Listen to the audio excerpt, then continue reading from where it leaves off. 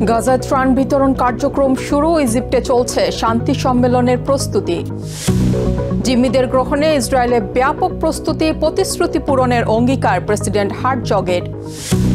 ইসরায়েলের কৌশল প্রতারণায় ভরপুর, গাজাকে সতর্ক থাকার পরামর্শ ইরানের পররাষ্ট্রমন্ত্রীর। লেবাননে ইসরায়েলি হামলায় জাতিসংঘ শান্তিরক্ষী বাহিনীর সদস্য আহত।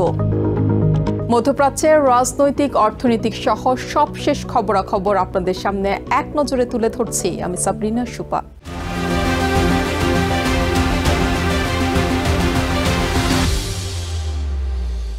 গাজায় বাস্তুচ্যুত প্যালেস্টাইনিয়ানদের মাঝে ত্রাণ বিতরণ শুরু হয়েছে।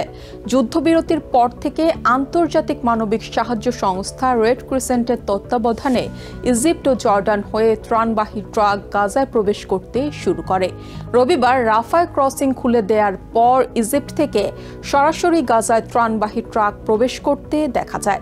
এছাড়া ইসরায়েলের কেরেম সালোম ক্রসিং দিয়েও গাজায় ত্রাণ প্রবেশ করেছে। এদিকে ইজিপ্টের শার্ম আল শেখে চলছে গাজা শান্তি সম্মেলনের প্রস্তুতি। শীর্ষ এই সম্মেলনে প্রেসিডেন্ট ডোনাল্ড ট্রাম্প সহ অংশ নিতে যাচ্ছেন বিশ্ব নেতারা। গাজায় বাস্তুচ্যুত মানুষের জরুরি প্রয়োজন পূরণে ত্রাণ বিতরণ কার্যক্রম শুরু হয়েছে। শনিবার বিচ্ছিন্নভাবে বিভিন্ন এলাকায় ট্রাক থেকেই সাহায্য সরবরাহ করতে দেখা গেছে। আন্তর্জাতিক মানবিক সাহায্য সংস্থা রেড ক্রিসেন্টের কর্মীরা ট্রাক নিয়ে চলতি পথেই ত্রাণ সরবরাহ শুরু করেছে।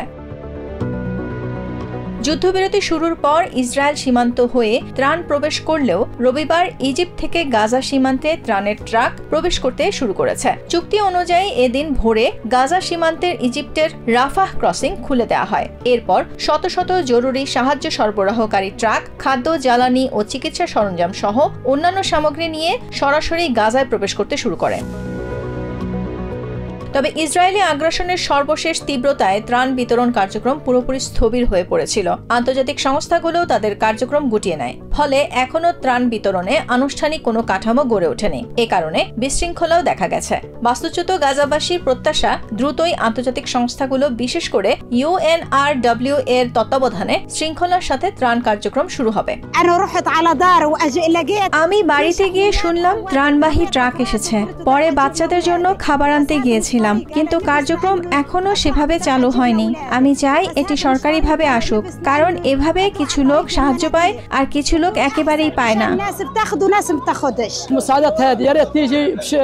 আশা করছি দ্রুতই সরকার নিয়ন্ত্রিত এজেন্সির মাধ্যমে ত্রাণ বিতরণ শুরু হবে, কেননা এভাবে ত্রাণ নিতে গিয়ে মানুষের ভিড়ে চাপা পড়তে হচ্ছে। আমরা চাই আগের মতোই শৃঙ্খলার সাথে সরবরাহ শুরু হোক। খাদ্য ও চিকিৎসা সরঞ্জামের পাশাপাশি অস্থায়ী আশ্রয়ের তাঁবু, রান্নার গ্যাস ও জ্বালানি সহ প্রতিদিন শতাধিক ট্রাক বিভিন্ন সীমান্ত দিয়ে গাজায় প্রবেশ করবে বলে আশা করা হচ্ছে। এছাড়া ক্ষতিগ্রস্ত অবকাঠামো যেমন পানির লাইন, পয় নিষ্কাশন এবং বিদ্যুৎ সংযোগের প্রয়োজনীয় সামগ্রী ধীরে ধীরে প্রবেশ করবে বলে আশা ত্রাণকর্মীদের। জর্ডান হাশেমাইট চ্যারিটি অর্গানাইজেশন বা JHCOর 3000 ট্রাক গাজায় প্রবেশের অপেক্ষায় রয়েছে। এদিন ইসরায়েলের কেরেম সালোম ক্রসিং দিয়েও কয়েক ডজন ত্রাণের ট্রাক প্রবেশ করে। এছাড়া তৃতীয় দিনের মতো উপত্যকা জুড়ে বাস্তুচ্যুত প্যালেস্টাইনিয়ানদের বাড়ি ফেরা অব্যাহত রয়েছে। ওয়াদি গাজা, খান ইউনিস, দের আল বালাহ ও গাজা সিটির আল রশিদ স্ট্রিট সহ বিভিন্ন এলাকায় মানুষের দীর্ঘ যাত্রা দেখা গেছে। বাড়ি ফিরে ধ্বংসস্তূপের মাঝেই অস্থায়ী থাকার জায়গা প্রস্তুত করছেন গাজার বাসিন্দারা। অন্যদিকে গাজায় স্থায়ী শান্তি প্রতিষ্ঠায় পূর্ণাঙ্গ যুদ্ধবিরতি কার্যকরে ইজিপ্টের উপকূলীয় রিসোর্ট শহর শার্ম আল শেখে চলছে গাজা শান্তি সম্মেলনের প্রস্তুতি। সোমবার আয়োজিত সম্মেলনে প্রেসিডেন্ট ডোনাল্ড ট্রাম্প ও ইজিপ্টের প্রেসিডেন্ট আবদেল ফাত্তাহ আল সিসির সভাপতিত্বে বিশ্ব নেতারা অংশ নেবেন। সম্মেলনে তুর্কির president Recep Tayyip Erdogan, French president Emmanuel Macron, জার্মানির চ্যান্সেলর ফ্রেডরিক মার্জ, জর্ডানের বাদশাহ আবদুল্লাহ, জাতিসংঘের মহাসচিব অ্যান্টোনিও গুটেরেস, ইউর প্রেসিডেন্ট অ্যান্টোনিও কস্তা সহ 20টিরও বেশি দেশের প্রভাবশালী নেতারা যুদ্ধোত্তর গাজা পুনর্গঠনের পরিকল্পনা তুলে ধরবেন। তবে এই সম্মেলনে ইসরায়েলের প্রধানমন্ত্রী বেঞ্জামিন নেতানিয়াহু এবং প্যালেস্টাইন অথরিটির প্রধান মাহমুদ আব্বাস অংশ নেবেন না। Nahid Sihan, TVN 24 news desk. গাজায় হামাসের হাতে জিম্মি নাগরিকদের গ্রহণে ব্যাপক প্রস্তুতি গ্রহণ করেছে ইসরায়েল। সোমবার ভোরে প্রত্যাশিত জিম্মি মুক্তি সম্পূর্ণ হবে বলে নিশ্চিত করেছে হামাস ও ইসরায়েল। মুক্তির পর জিম্মিদের স্বাস্থ্য পরীক্ষার জন্য একাধিক হাসপাতালে প্রস্তুতির কথা জানিয়েছে স্বাস্থ্য মন্ত্রণালয়। এ উপলক্ষে জেরুজালেমে সংক্ষিপ্ত সফর করবেন প্রেসিডেন্ট ডোনাল্ড ট্রাম্প। প্রধানমন্ত্রী নেতানিয়াহুর সাথে বৈঠক ও নেসেটে ভাষণ দিবেন তিনি। এদিকে নাগরিকদের মুক্তির জন্য ট্রাম্পের প্রতি কৃতজ্ঞতা প্রকাশ করেছেন ইসরায়েলের প্রেসিডেন্ট আইজ্যাক হারজগ। রবিবার তেল আভিভের হোস্টেজ স্কয়ারে তিনি যুদ্ধবিরতির প্রতিশ্রুতি পূরণের অঙ্গীকার করেন।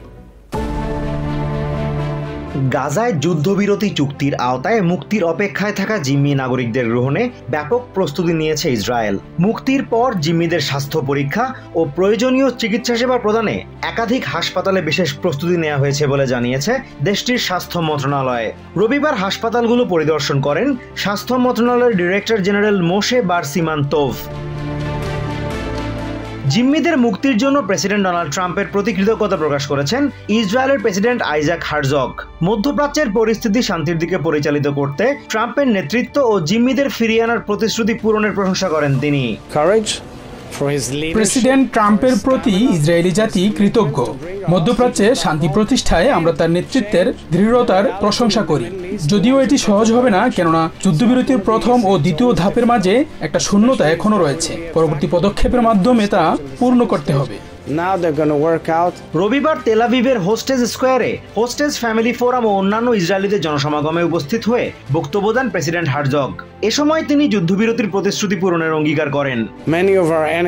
আমাদের অনেক শত্রু, তাদের সঙ্গে লড়াই করায় নিন্দুকরা আমাদের বিরুদ্ধে অবিরাম যুদ্ধ চালিয়ে যাওয়ার অভিযোগ করে। আমরা বলছি, জিম্মিরা ফেরত এলে মধ্যপ্রাচ্য বদলে যাবে। স্বজনদের ফেরত আসার পর ইসরায়েল যুদ্ধে যাবে না।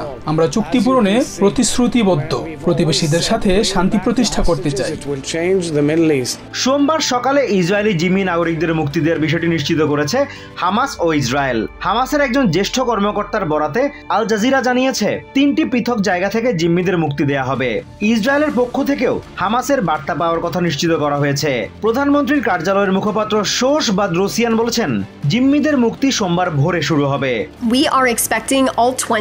আমরা আশা করছি সোমবার ভোরে আমাদের জীবিত 20 জিম্মিকে রেড ক্রসের কাছে হস্তান্তর করা হবে। জীবিতদের পর আমাদের 28 জন জিম্মির মরদেহ গ্রহণের জন্য আমরা প্রস্তুতি নিয়েছি। এদিকে জিম্মি মুক্তি উদযাপনের অংশ হিসেবে ইসরায়েলে সংক্ষিপ্ত সফর করবেন প্রেসিডেন্ট ডোনাল্ড ট্রাম্প। সোমবার সকাল 9:15টায় বেন গুরিন আন্তর্জাতিক বিমানবন্দরে তাকে স্বাগত জানাবেন প্রধানমন্ত্রী বেঞ্জামিন নেতানিয়াহু এবং প্রেসিডেন্ট আইজ্যাক হারজগ। সংক্ষিপ্ত সফরে ট্রাম্প ইসরায়েলের পার্লামেন্ট নেসেটে ভাষণ দেবেন এবং জিম্মিদের স্বজনদের সাথে দেখা করবেন। এর আগে নেসেটে প্রধানমন্ত্রীর কার্যালয়ে নেতানিয়াহুর সাথে বৈঠকও করবেন তিনি। সংক্ষিপ্ত সফর শেষে ইজিপ্টের উদ্দেশ্যে ইসরায়েল ছাড়বেন প্রেসিডেন্ট ট্রাম্প। ইজিপ্টের উপকূলীয় শহর শার্ম আল শেখে গাজা শান্তি সম্মেলনে অংশ নেবেন তিনি। Azimur Rashid Kanak, TVN 24 news desk. ইসরায়েলের কৌশল, প্রতারণা ও বিশ্বাসঘাতকতায় পূর্ণ মন্তব্য করে গাজায় শান্তি প্রতিষ্ঠায় সতর্কতার পরামর্শ দিয়েছেন ইরানের পররাষ্ট্রমন্ত্রী আব্বাস আরাগচি। ইরানের রাষ্ট্রীয় টেলিভিশন IRIB-কে দেয়া এক সাক্ষাৎকারে তিনি বলেন, গাজায় প্রথম ধাপে যুদ্ধবিরতি এবং পরবর্তী পদক্ষেপের পর্যালোচনা দুটো আলাদা বিষয়। আরাগচি বলেন, ইরান সহ গোটা বিশ্ব গাজায় গণহত্যা বন্ধকে সমর্থন করে, তবে ভবিষ্যতে প্রতিশ্রুতি কতটা রক্ষা হবে সেটার জন্য অপেক্ষা করতে হবে, কারণ আমেরিকার দাবি অনুযায়ী প্রতিশ্রুতি মেনে চলার বিষয়ে যথেষ্ট সন্দেহ রয়েছে। এছাড়া ইরানের সাথে ইসরায়েল আর সংঘাত চায় না মর্মে রাশিয়ার প্রেসিডেন্ট ভ্লাদিমির পুতিনের মাধ্যমে পাওয়া বার্তার বিষয়ে আরাগচি বলেন, ইসরায়েলি শাসন ব্যবস্থায় প্রতারণার সম্ভাবনা বেশি, তাই ইরানের সশস্ত্র বাহিনী সর্বদা প্রস্তুত রয়েছে এবং প্রতিনিয়ত তাদের সক্ষমতা বৃদ্ধি করছে। লেবাননে ইসরায়েলের হামলায় জাতিসংঘ শান্তিরক্ষী মিশনের এক সদস্য আহত হয়েছেন। রবিবার এই তথ্য জানিয়েছে UN interim force in Lebanon. জাতিসংঘ মিশনের বিবৃতিতে বলা হয়, কাফর কিলায় ইসরায়েলি ড্রোন হামলার ঘটনায় একজন শান্তিরক্ষী আহত হয়েছে, যা সাম্প্রতিক মাসের মধ্যে তৃতীয় ঘটনা। ইসরায়েলি সামরিক বাহিনী বলছে, হিজবুল্লাহর সামরিক অবকাঠামো এবং তৎপরতা বন্ধে তারা কার্যক্রম চালিয়ে যাবে। শান্তিরক্ষী সদস্য আহত হওয়ার ঘটনাটি তারা পর্যালোচনা করছে। লেবাননের দক্ষিণাঞ্চলে শনিবারের এই হামলায় 400 যানবাহন ধ্বংস হয়। এতে একজন সিরিয়ান নাগরিক নিহত ও 7 জন আহত হয়। এক নজরে প্রতিদিন মধ্যপ্রাচ্যের খবর জানতে চোখ রাখুন TBN 24 নিউজ নেটওয়ার্কের ইউটিউব ও ফেসবুক পেজে। নিউ ইয়র্ক থেকে সম্প্রচারিত TBN 24 টেলিভিশন বিশ্বজুড়ে বাঙালির কণ্ঠস্বর।